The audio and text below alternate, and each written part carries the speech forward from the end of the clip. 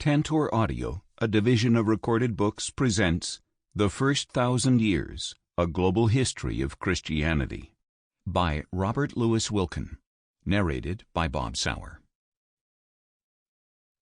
Introduction. What power preserves what once was if memory does not last? These words from the Polish poet Czesław Miłosz kept coming to mind as I was writing this book. The past doesn't vanish at once, it dies slowly. But if remembered, the dead maintain their ground and live among us. Historical memory, like all memory, is selective, and there are many claimants to the telling of Christianity's early history. The Christian Church has a long and crowded past, and whether by design, forgetfulness, or ignorance, its history will be remembered in different ways. Our knowledge of the past is not objective but personal and participatory. In writing the history of the first 1,000 years, I have chosen to highlight those events and persons that, in my judgment, are worthy of remembrance at the beginning of the third millennium. In many books on early Christianity, the accent falls on the first several centuries, and for good reason.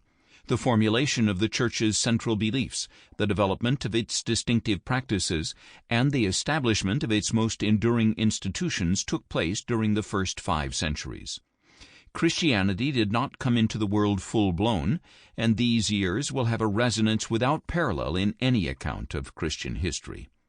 The story of beginnings, however, requires a wider horizon.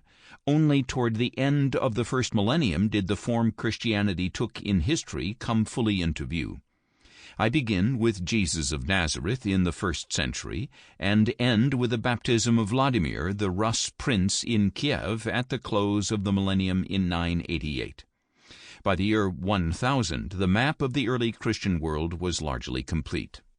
The emergence of Christianity brought about one of the most profound revolutions the world has known, and the principal theme of this book is the slow drama of the building of a Christian civilization. The Church's history is more than the history of a religious community. Christianity is a culture-forming religion, and the planting and growth of Christian communities led to the remaking of the cultures of the ancient world, along with the creation of a new civilization, or, more accurately, several new civilizations. One mark of culture is language, and as I read the ancient sources afresh, I marveled at the primacy of language: Greek, Latin, Syriac, Coptic, Armenian, Slavonic, even Arabic, as Christians in the Middle East adapted to the rule of Islam, in the spread of Christianity. Christianity has no sacred tongue, but it cannot exist without books. In some cases, among the Armenians or Slavs, it was Christians who first wrote down the oral languages of the new Christian peoples. Culture has to do with a pattern of inherited meanings and sensibilities embedded in rituals, institutions, laws, practices, images, and stories of a people. But it also includes tangible products of human activity that can be seen and touched. In the first 2 centuries, Christianity was largely invisible to the inhabitants of the cities in which Christians lived. But by the beginning of the 3rd century, the first signs of a Christian material culture appeared in Rome. The Christian community bought a plot of land and constructed the catacomb of Calixtus, an underground columbarium where Christians buried their dead and gathered to worship. About the same time, small oil lamps with Christian designs and figures began to be produced.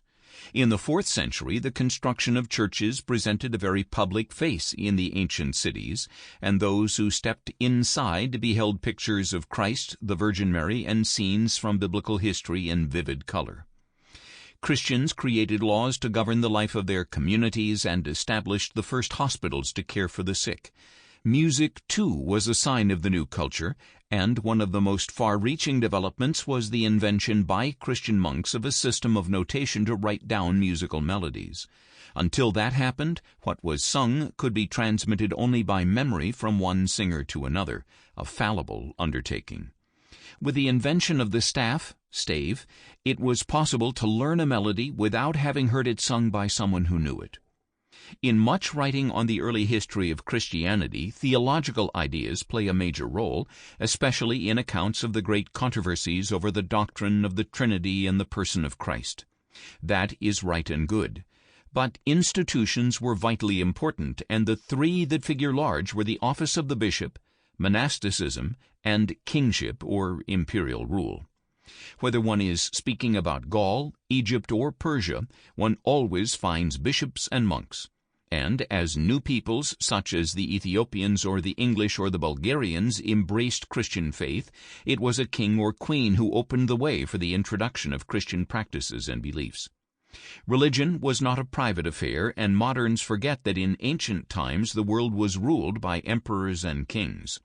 There was no future for Christianity that did not include the blessing of temporal rulers.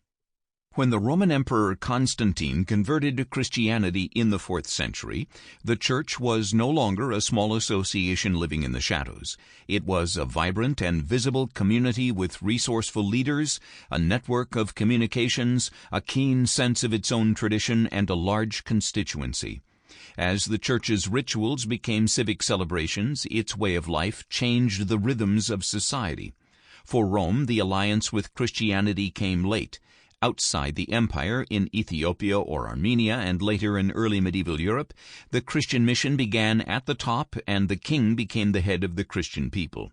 Conversion was not a warming of the heart, but a change of public practice. The account of the early centuries, however, would be incomplete without the stories of the many memorable persons who give life and vigor to the narrative, the indomitable missionaries who set out to preach the gospel among new peoples, Boniface, the apostle to the Germans, or Augustine to the English, Macrina, who influenced the form of monasticism in Asia Minor, and the Empress Theodora, who sent missionaries to Nubia in Black Africa. The translators who wrote down the oral language of new Christian people to make possible translations of the Bible and the liturgy, Cyril and Methodius among the Slavs, Mashtots the Armenian, Anthony of Baghdad, who translated Christian texts into Arabic, poets such as Ephraim the Syrian, Romanos Melodus the Greek, Prudentius the Spaniard, the bishops, popes, and patriarchs who guided the Christian people, Cyprian, bishop of Carthage and martyr, Ambrose of Milan, Pope Gregory the Great, and Timothy Catholicos, patriarch of the Church of the East in Baghdad. Deeply original thinkers such as Origen of Alexandria, Augustine of Hippo, and Maximus the Confessor, Basil, the bishop of Caesarea who built the first hospital, monks who formed enduring religious communities, Shenute the Copt in Egypt and Benedict in Italy, emperors who gave form to the new civilization, Constantine, Justinian, Charlemagne, scholars who transmitted ancient learning, Cassiodorus, Isidore of Seville, and Photius of Constantinople, Apu-Kara, the first Christian to write theological works in Arabic. All these persons and many others have a place in the narrative. I have made the rise and spread of Islam integral to history. No event in the first millennium of Christian history was more catastrophic than the Muslim conquest of Christian lands, and none more consequential. For centuries, Christianity had spread around the Mediterranean Sea, throughout the Middle East, and farther east to Central Asia, India, and China. But in the 7th century, most of the lands on the southern coast of the Mediterranean and all of the Middle East and Central Asia swiftly came under Muslim rule. Today, this large geographical area is still ruled by Muslims, and Christianity has either disappeared, as in Algeria and Tunisia, ancient North Africa, or been gradually reduced to a minority of the population, as in the Middle East. The extraordinary success of Christianity in the first millennium must be set alongside the dramatic rise of Islam and the decline of Christianity in historic Christian lands. If the story of Christianity is told solely from the perspective of the West, an essential element is ignored. To give the reader a sense of the magnitude of the impact of the Islamic conquest on Christians, I devote 4 chapters to the rise and spread of Islam and the momentous changes Muslim rule brought to Christian communities in the Middle East, North Africa, and Spain. In each geographical area, the story takes a different course. In Greater Syria and Iraq, Christians adopted the language of their conquerors as their own and created a large and diverse body of Christian writings in Arabic. In Egypt, Christians held on to their native language, Coptic, while at the same time eventually adopting Arabic, and were able to maintain a unique identity in a Muslim society. Today, the Copts are the largest Christian community. Sample complete. Ready to continue?